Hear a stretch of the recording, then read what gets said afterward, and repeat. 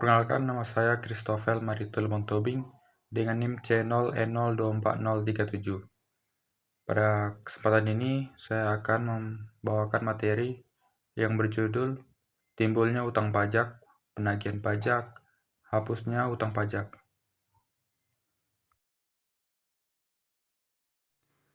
Pertama, timbulnya utang pajak. Ada dua ajaran yang mengatur timbulnya utang pajak, atau saat pengakuan adanya utang pajak, yaitu ajaran material dan ajaran formil.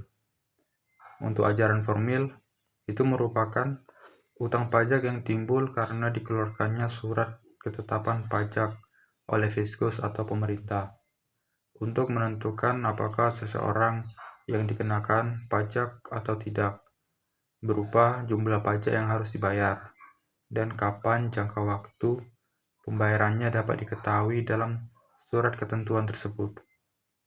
Ajaran ini konsisten dengan penerapan Office Assessment System. Yang kedua, ajaran material merupakan utang pajak yang timbul karena diberlakukannya undang-undang perpajakan. Dalam ajaran ini, seseorang akan secara aktif menentukan apakah dirinya dikenakan pajak atau tidak sesuai dengan peraturan perpajakan yang berlaku. Ajaran ini konsisten dengan penerapan Self-Assessment System.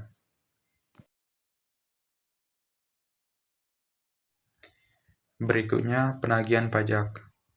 Secara definisi, penagihan pajak itu adalah serangkaian tindakan yang dilakukan agar penanggung pajak melunasi utang pajak dan biaya penagihan pajak.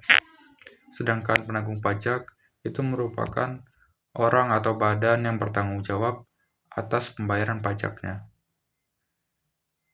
Berikutnya, hak wajib pajak dalam penagihan.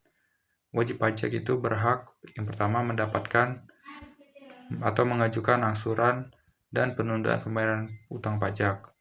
Yang kedua, juga dapat mengajukan permohonan pengurangan atau penghapusan sanksi administrasi. Yang ketiga, untuk SKPKB atau SKPKBT mulai tahun pajak 2008 sampai sekarang tidak disetujui oleh Anda pada saat pembahasan akhir pemeriksaan penagihan pajak menjadi tertangguh.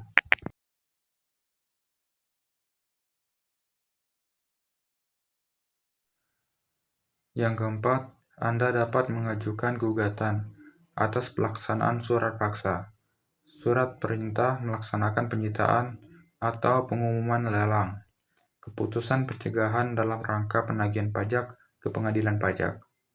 Yang kelima, Anda dapat mengajukan gugatan atas pelaksanaan pengendaraan ke pengadilan negeri.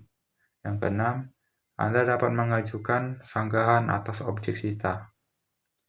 Berikutnya itu adalah kewajiban wajib pajak dalam penagihan. Yang pertama, Anda berkewajiban melakukan pembayaran utang pajak sebelum jatuh tempo.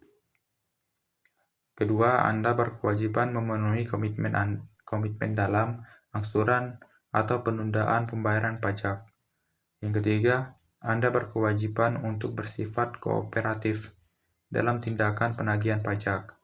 Yang keempat, Anda dilarang melakukan hal-hal yang melanggar undang-undang penagihan pajak dengan surat paksa dalam penagihan pajak yang berakibat pada tindakan pidana, seperti memindahtangankan, menyembunyikan, menghilangkan,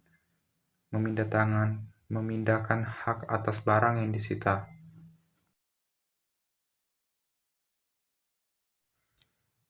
Berikutnya, daluarsa penagihan. Jangka waktu DJP dapat melaksanakan penagihan pajak, termasuk bunga, kenaikan, dan biaya penagihan pajak terhadap Anda ada 5 tahun sejak penerbitan dasar penagihan pajak. Namun, dapat tertangguh atau melewati 5 tahun apabila yang pertama, diterbitkannya surat paksa. Yang kedua, adanya pengakuan utang pajak dari Anda baik langsung maupun tidak langsung. Misalnya mengajukan permohonan pengangsuran atau penundaan pembayaran. Yang ketiga, diterbitkannya SKPKB atau SKPKBT karena Anda melakukan tindak pidana perpajakan dan tindak pidana lain yang merugikan pendapatan negara. Yang keempat, dilakukan penyidikan tindak pidana di bidang perpajakan.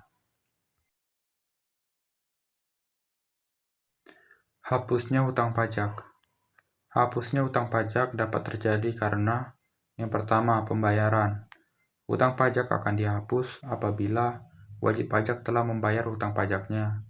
Dalam pembayaran pajak harus dilakukan dalam bentuk penyetoran uang ke tempat-tempat yang telah ditunjuk oleh Menteri Keuangan dan bukan dalam bentuk barang. Yang kedua itu karena kompensasi atau restitusi, yaitu kompensasi terjadi apabila wajib pajak mempunyai tagihan berupa kelebihan pembayaran pajak. Jumlah kelebihan pembayaran pajak yang diterima wajib pajak sebelumnya harus dikompensasikan dengan pajak-pajak lainnya yang terutang. Yang ketiga, karena daluarsa. Daluarsa atau lewat waktu adalah sebagai salah satu penyebab berakhirnya hutang pajak dan hapusnya perikatan atau hak untuk menagih atau kewajiban untuk membayar hutang karena lampauannya jangka waktu tertentu yang ditetapkan dalam undang-undang.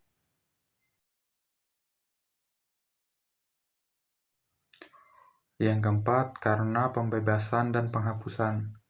Wajib pajak yang menunggak pajak setelah dilakukan penelitian telah meninggalkan atau pailit dan tidak memiliki ahli waris dapat diusulkan untuk dihapuskan hutang pajaknya, atau yang bersangkutan mengajukan keberatan pajak ke Mahkamah Pengadilan Pajak tentang besarnya pajak terhutang yang harus dibayarnya, atau tax avoidance. Yang kelima, karena penundaan penagihan. Setelah diterbitkan surat keputusan penundaan penagihan, berarti berakhirlah hutang pajak, meskipun sementara waktu. Yang keenam, pengecualian. Pengecualian di sini karena undang-undang sudah sejak semula sudah mengecualikan baik yang berkaitan dengan subjek maupun objek pajak. Kesimpulan, hutang pajak muncul karena adanya kewajiban pajak yang belum dibayar oleh pajak sesuai dengan ketentuan undang-undang. Negara punya hak untuk menagih hutang pajak itu melalui prosedur penagihan, mulai dari surat teguran, surat paksa, sampai penyitaan bila memang diperlukan. Walaupun begitu, hutang pajak juga bisa dihapus, misalnya karena sudah dibayar lewat daluarsa atau ada kebijakan penghapusan dari pemerintah. Semua ini menunjukkan kalau pajak adalah kewajiban yang serius, tapi juga ada aturan jelas bagaimana negara dan masyarakat menjalankannya.